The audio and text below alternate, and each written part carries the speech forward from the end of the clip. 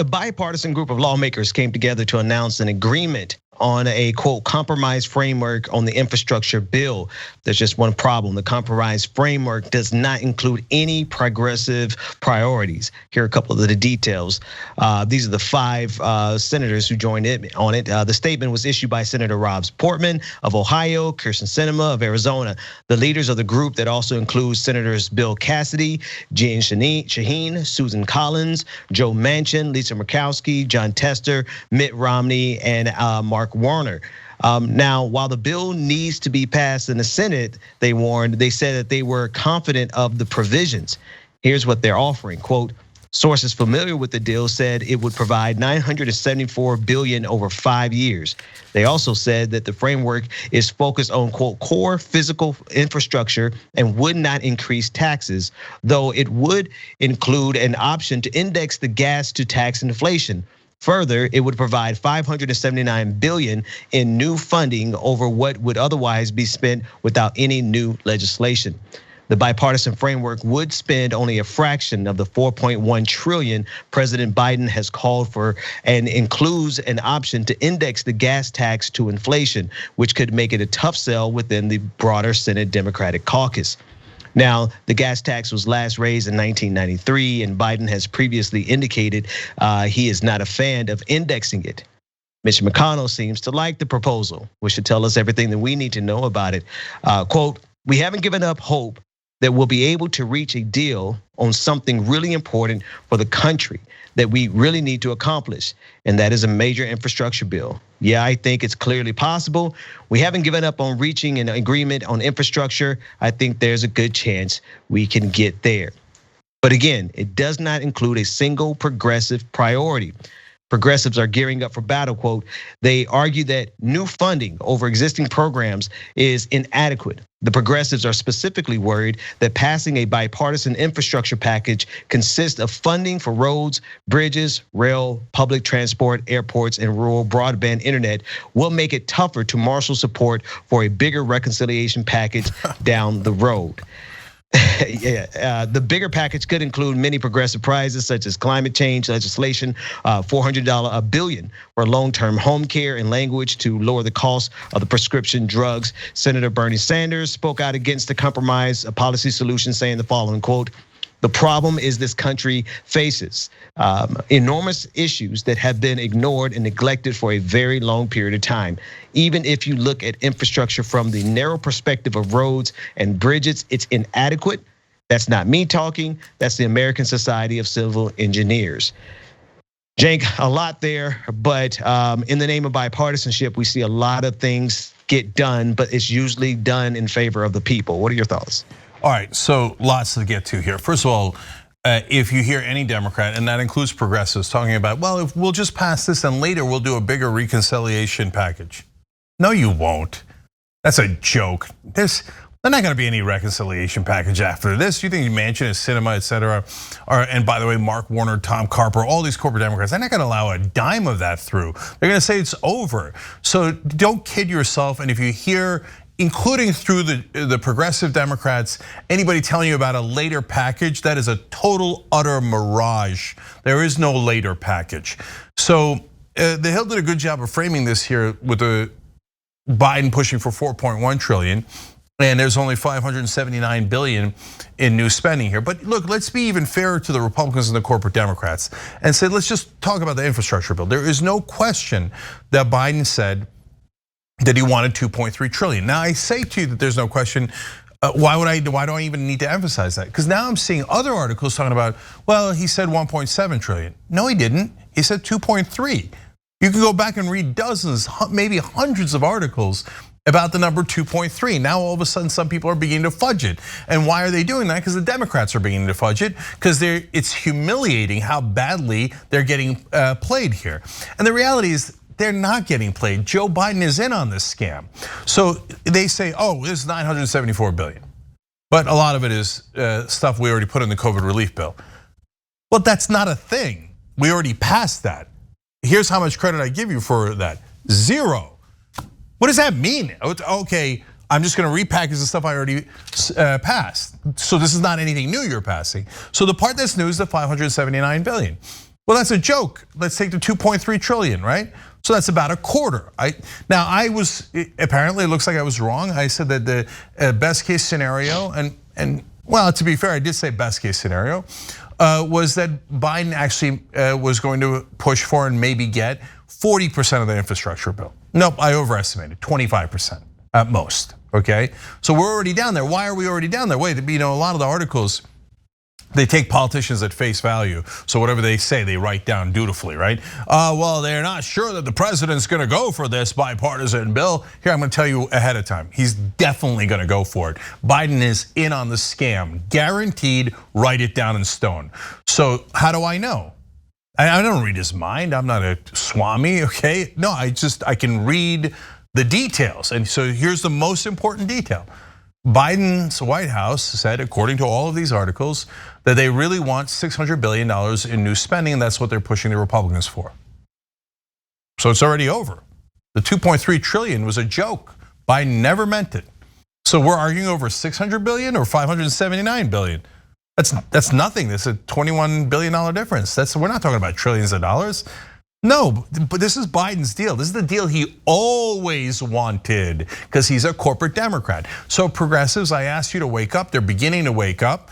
I told you Biden was never going to do any of this. The corporate media is nothing but liars. They all said, oh yeah, Biden's agenda, FDR 2.0. When he made his speech to Congress, we did a live play-by-play right here on the Young Turks, and I told you he doesn't mean a word of it.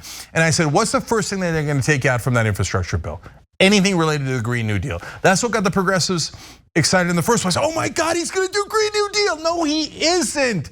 He's playing you. He's playing you. And now he's offered up to the Republicans $600 billion, no Green New Deal, no new corporate taxes at all. It's down to 21%, a comically low number that Trump brought it down to. Biden's not gonna raise it by $1. And then to rub insult to injury, pour salt over your wounds, they're gonna say, oh, we are gonna pay for it. We are gonna increase taxes.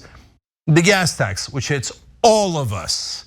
So the poor, the middle class, everybody else is gonna pay. The only people who aren't going to pay for this is the corporate donors of Joe Biden and the Republicans. Mystery solved. Lance. I think the late Alex Jones put it really well when he said, there's no such thing as a compromise. After all, the Democrats are trying to turn the frogs gay. Which, I mean, at the end of the day, why are we constantly working on these kind of bipartisan deals when like Mitch McConnell has been making it very apparent that he just wants the poors to like eat his fingernails, right? Like at the end of the day, they're not working on the other end to meet Democrats halfway. There's no reaching across the aisle coming from Republicans. And I keep hearing this plea by Democrats that we have to effectively do this, otherwise we won't be able to pass legislation unless we get both sides on board. But that never seems to be the way in the other direction. Yeah, I just got to double down on that. I wrote about this on social media earlier. When Republicans control Congress, there is never any talk of bipartisanship. And you all know it. It doesn't matter if you're right wing, independent, et cetera. You know, during Trump, there was no talk of like, hey, putting all sorts of pressure. Is Mitch McConnell and Donald Trump, are they gonna reach out to Democrats? They gotta make Democrats happy. As much as the media hated Donald Trump, so I'm being honest about it, right? And he deserved that critical coverage. But even then, they weren't like, well, how is Donald Trump gonna make Chuck Schumer and Nancy Pelosi happy? And all the conversation was about, oh my God, bipartisan. No, there was no conversation about that. It's like, wait, how can we stop his terrible abuses? But there never, ever any talk of Republicans doing bipartisanship or begging Democrats to work with them.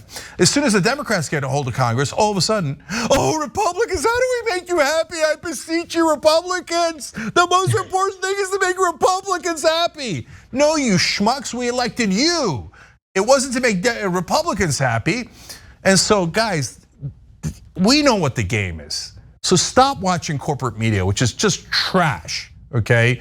Their actual game is the Democrats agree with the corporate Republicans. They don't agree with Trump necessarily, but Mitch McConnell and Chris Coons, for example, and Joe Manchin, all those guys, they're indistinguishable from one another. Why? Their source of power is corporate campaign contributions. So who do they serve? Corporate donors that gave them those campaign contributions. This infrastructure bill proves it 100%. I'm just, Cenk, you point out something so critical here because they celebrate bipartisanship just for the sake of bipartisanship, never looking at the results of it. Because if we look at the results of it, then we'll understand that the Democrats are complicit with this, not only in the form of Kyrsten Sinema and Joe Manchin, but also, like you said, in the form of Joe Biden. Because every time we celebrate bipartisanship, it's a win for the right wing of this country. It's a win for trickle-down economics. It's a win for the military-industrial complex. The worst things that have happened in this country in the last 20 years have been because of quote unquote bipartisanship. And so it's a game, but it's not only a game that they use to waste our time. It's also a game that is used to the detriment of working people all around this country. Yeah. So to that point, for those of you, and I get it, look, I was brought up on mainstream media too. And so you got to deprogram yourself, and it takes a little while. And they told me Pretty Little Lies when I was growing up that all cops are always tell the truth. And that you should always trust priests, that they're the most trustworthy people in America.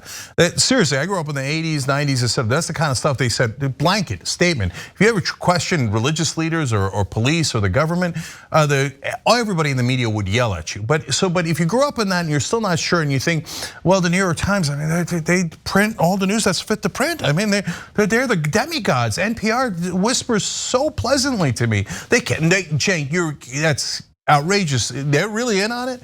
Let me ask you this. Why don't any reporters in DC ask about real bipartisanship? Because For the People Act is enormously popular. Getting rid of the filibuster is enormously popular. $15 minimum wage is enormously popular. And not just across the country, but in states like West Virginia. For the People Act, that is about voting rights and anti-corruption, polls at 79% in West Virginia. Yet how come none of the reporters talk about how Joe Manchin is actually against what his voters in a bipartisan way agreed to? Why do they say the only bipartisanship that counts is when corporate Democrats and corporate Republicans in Washington agree, and they agree on something that the American people in every poll tell you that they hate? Why do they never talk about real bipartisanship? Because they're not real journalists. They're corporate media who support corporate politicians whose job is to rob us blind for their corporate donors. And I just look, I've told you 100 times, but I'm sick of it. And I'm sick that people in DC are either stupid or blind, and they keep telling us these lies that are ruining this country and driving people into a rage. And the Democrats, they're gonna lose, and they're gonna lose to a horrible, horrible right-winger fascist. And they're gonna say, I don't know why, it was probably Bernie Sanders, it was probably the progressives. No, it's you, it's your goddamn corruption that's driving this. And no progressive in their right mind should vote for this trash of a bill, this absolute garbage that is designed for corporate donors. Who do you think, by the way, is gonna get that $579 billion? They're gonna funnel it all to giant corporations that are gonna build a couple of bridges and roads, and then they're gonna charge us a gas tax to pay for it for the rest of our lives. Yeah, it's true. As someone who doesn't take any corporate donorship whatsoever and just is sponsored pretty much by George Soros exclusively, I can say everything you've said is accurate. Yeah, and look, the funny thing is that they, Lance, you kid around about it, and they really believe it, man. And so I'm gonna say one super last thing, guys. If you're a right winger and you hate George Soros controlling politics, I got good news for you. We want to get money out of politics that way, and all private financing. So those corporations that are keeping your wages low, they won't be able to contribute to any Democrats. George Soros, if we get our way, won't be able to contribute a single dollar to a single Democrat, okay? And money in politics, and the private financing. Go join Wolfpack, they're totally nonpartisan. wolf-pack.com/join. Okay, go do that. Otherwise, shut up about George Soros, because you don't mean it. If you don't end the private financing where they simply purchase our politicians at an open auction, you're totally full of crap, and you love George Soros, and you love all those campaign contributions, and you love the corruption. That's what private financing of elections is. It leads our politicians to serve private interests, not the public interest, which is all of us. That's reality. Thanks for watching The Young Turks, really appreciate it. Another way to show support is through YouTube memberships. You'll get to interact with us more. There's live chat emojis, badges. You've got emojis of me, Anna, John, JR. So those are super fun. But you also get playback of our exclusive member-only shows and specials right after they air. So all of that, all you gotta do is click that join button right underneath the video. Thank you.